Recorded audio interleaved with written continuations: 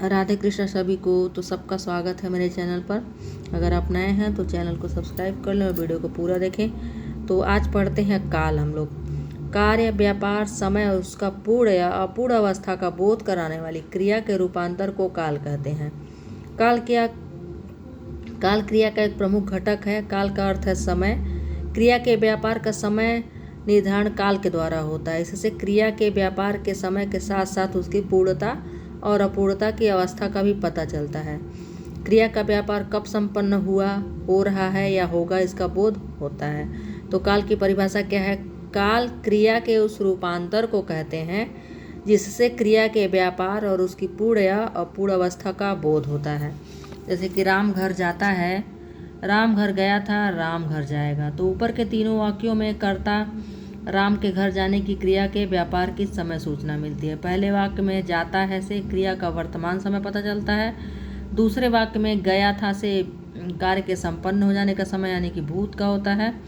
और तीसरे वाक्य में जाएगा यानी कि भविष्य का होता है। राम घर जाता है, राम घर गया था, राम घर जाएगा। और अब देखते हैं काल के कितने भेद हैं। तो काल के भेद हैं 3 प्रकार के: वर्तमान काल, भूतकाल, भविष्य काल। वर्तमान काल है वह जाता है, भूतकाल वह गया था, भविष्य काल वह जाएगा। तो वर्तमान काल देखते हैं। वर्तमान काल जिस क्रिया से कार्य के वर्तमान समय में संपन्न होने का बोध हो उसे वर्तमान काल कहते हैं। यथा मैं बाजार जाता हूँ, तुम बाजार जाते हो, वह बाजार जाता है। ऊपर के तीनों वाक्यों में जाने क्रिया का व्यापार वर्तमान में संपन्न हो रहा है। वर्तमान काल के भेद हैं 5 भेद: सामान्य वर्तमान, पूर्ण वर्तमान, तात्कालिक वर्तमान, संदिग्ध वर्तमान और संभाव्य वर्तमान। तो सामान्य वर्तमान क्या है? जिस क्रिया का होना या करना वर्तमान समय में ही मालूम हो उसे सामान्य वर्तमान काल कहते हैं। जैसे वह जाता है, वह जाती है, मैं जाता हूँ, तुम जाते हो। और पूर्ण वर्तमान किसे कहते हैं? जिस क्रिया के होने या करने की पूर्णता का बोध वर्तमान काल में हो उसे पूर्ण वर्तमान काल कहते हैं। जैसे कि उसने खाया है यानी कि खा चुका है, मोहन ने पढ़ा है।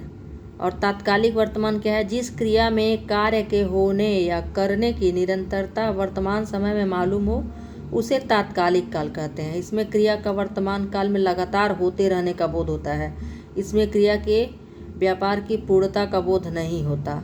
जैसे कि मैं जा रहा हूँ, वह आ रहा है। तो जा रहा हूँ यानी कि वर्तमान समय में जा रहा है और वह आ रहा है। अब कितना समय में आएगा ये तो है नहीं, लेकिन तत्काल में यही है कि मैं जा रहा हूँ, वह आ रहा है। फिर संदिग्ध वर्तमान काल क्या है? तो संदिग्ध वर्तमान काल है जिस क्रिया से कार्य होने या करने में संदेह प्रकट हो उसे संदिग्ध वर्तमान काल कहते हैं। यथा राजेश पढ़ता होगा, मोहिनी खाती होगी। यानी कि पढ़ता होगा, पता नहीं होगा कि नहीं होगा, हो सकता हो ऐसे ही पढ़ते देखा होगा, बोल दिया होगा, तो ये संदिग्ध हो गया। संभाव्य क्या है? जिस क्रिया से कार्य के होने या करने की संभावना का बोध हो उसे संभाव्य वर्तमान काल कहते हैं। जैसे देखो घर पर वह आया है। देख लो यानी कि देखोगे तभी संभावना है कि वह आया है। तो देखो घर पर वह आया है, रमा बाजार गई हो। क्या पता रमा बाजार गई हो, प्रश्नवाचक नहीं है, लेकिन संभावना व्यक्त की जा रही है कि रमा बाजार गई है। अब देखते हैं हम लोग भूतकाल। जिससे क्रिया के व्यापार की समाप्ति का बोध हो उसे भूतकाल कहते हैं। बोध हो राम घर गया था, सोहन मेरे यहाँ आया था। भूतकाल के 6 भेद हैं: सामान्य भूतकाल, आसन्न भूतकाल, पूर्ण भूतकाल, अपूर्ण भूतकाल, संदिग्ध भूतकाल और हेतुमत भूतकाल। तो सामान्य भूतकाल किसे कहते हैं? जिससे क्रिया के व्यापार की बीते हुए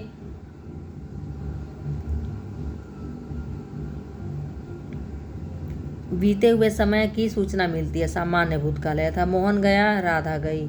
आसन्न भूतकाल क्या है? जिससे क्रिया के व्यापार की समाप्ति की निकटता स्पष्ट हो उसे आसन्न भूतकाल कहते हैं। यथा राम अभी आया है, अभी अभी राधा सोई है, मतलब तुरंत हुआ है। उपर्युक्त वाक्यों में आया है और गई है क्रियाओं से स्पष्ट है कि कार्य पहले समाप्त हो गया है किंतु उसका प्रभाव शेष है। तो जिसका प्रभाव शेष हो उसको आसन्न भूतकाल कहते हैं। आसन्न का अर्थ होता है निकट और समीप, मतलब अभी अभी। पूर्ण भूतकाल क्या है? जिससे क्रिया के व्यापार की पूर्ण समाप्ति कब हो, उसे पूर्ण भूतकाल कहते हैं। उसने पढ़ा था मतलब पढ़ लिया था, वह मेरे यहाँ आया था मतलब आगे जा चुका है। पूर्ण पता चल रहा है। अपूर्ण का क्या है, जिससे क्रिया के व्यापार की समाप्ति की अपूर्णता का बोध हो, उसे पूर्ण छप गया, अपूर्ण भूतकाल कहते हैं। था श्याम खेल रहा था, माया सो रही थी।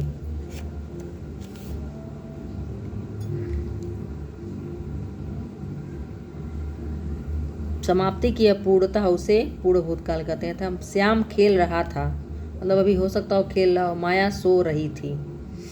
फिर क्या है, ऊपर के वाक्यों में खेल रहा था और सो रही थी क्रियाओं से उनके व्यापार की अपूर्णता लक्षित होती है। इनसे स्पष्ट मालूम होता है कि क्रिया की समाप्ति में भी अपूर्णता है। संदिग्ध भूतकाल क्या है, जिसने क्रिया के व्यापार की समाप्ति में संदेह प्रकट हो, जिससे क्रिया के व्यापार की समाप्ति में संदेह प्रकट हो, उसे संदिग्ध भूतकाल कहते हैं। तो कई बार प्रश्न आया है यहाँ से, और इसका उदाहरण क्या है, शायद तुमने देखा होगा, आपने कहा होगा। ऊपर के वाक्यों में देखा होगा और कहा होगा से यह निश्चय नहीं हो पाता कि काम पूरा हुआ है कि नहीं। तो संदिग्ध भूतकाल का एक और उदाहरण, एक ट्रिक है, उसमें कर्ता जरूर रहता है, ने, कर्ता का चिन्ह है ने। आपने देखा, कहा होगा, अगर कभी आ जाए शायद तुमने देखा होगा, शायद उन्होंने देखा होगा, ने जो है वहाँ जब कर्ता हो तो यह संदिग्ध भूतकाल हो जाता है। शायद तुमने देखा होगा, आपने कहा होगा।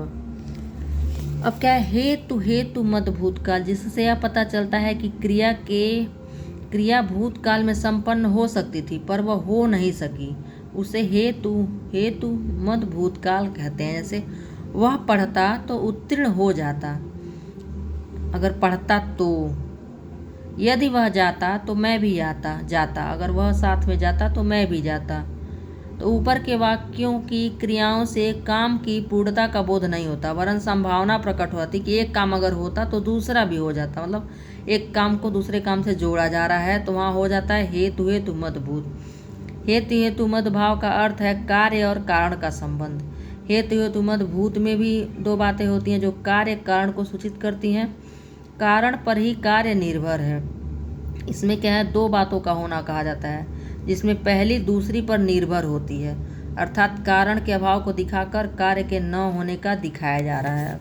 ताकि मैं ठीक से पढ़ी होती तो शायद एलटी ग्रेड निकल गया होता। ये हो गया हेतु मत भूतकाल। तो अब पढ़ते हैं अगला है भविष्यत काल, जिससे क्रिया के व्यापार का आने वाले समय में किया जाना या सूचित हो, उसे भविष्यत काल कहते हैं। था रोहित शाम को आएगा, रवि कल घर जाएगा, ना कल शाम को, और कल जाना और कल आना। भविष्यत काल के दो प्रमुख भेद हैं, सामान्य भविष्यत काल और संभाव्य भविष्यत काल। तो सामान्य का क्या है, क्रिया के जिस व्यापार से काम के आने वाले समय में या करने की सूचना मिले, उसे सामान्य भविष्यत काल कहते हैं। राम पुस्तक पढ़ेगा, मैं पुस्तक पढ़ूंगा। और संभाव्य क्या है, क्रिया के जिस व्यापार से काम के आने वाले समय में होने या करने की संभावना व्यक्त हो, उसे संभाव्य भविष्यत काल कहते हैं। तो दो हो गया ये। अब सामान्य क्या है, वह क्रिया के जिस व्यापार से काम के आने वाले समय में होने या करने की सूचना मिल रही है। तो राम पुस्तक पढ़ेगा मतलब भविष्य में आएगा तो पढ़ेगा, और मैं पुस्तक पढ़ूंगा, जैसे शाम को समय मिला तो पढ़ूंगा या पढ़ूंगी। फिर संभाव्य क्या हो गया, तो क्रिया के जिस व्यापार से काम के आने वाले समय में होने या करने की संभावना हो, उसे संभाव्य कहते हैं, संभाव्य भविष्यत कहते हैं। तो संभव है कल राम आए, संभव है, पूर्ण नहीं है, संभाव्य, लगता है वह चला जाएगा, ऐसा लग रहा है कि चला जाएगा। संभाव्य भविष्यत काल से अनुमान, अनुमति, इच्छा, आशीष, विधि या आदेश जैसे भावों का बोध होता है। जैसे अनुमान, संभव है वह वहाँ अभी तक नहीं होगा, अब मैं यहाँ से जाऊँ। इच्छा, प्रभु सबकी रक्षा करे। आशीष, बच्चा युग युग जियो। विधि, आदेश, तुम कल मेरे निवास पर आना, यह आदेश दिया जा रहा है। तो यह था काल। सब लोग सोचेंगे बहुत आसान है, मगर आसान नहीं होता है, अच्छे से पढ़ना चाहिए। तो काल के 3 भेद, भूत, वर्तमान, भूत और भविष्य। वर्तमान के 5 भेद और भूतकाल के 6 भेद और भविष्यत काल के हैं 2 भेद। तो आशा करती हूँ आप लोग अच्छे से पढ़ेंगे और वीडियो को पूरा देखेंगे। धन्यवाद, मिलते हैं फिर अगले वीडियो में। वह होगा क्रिया के वाच्य।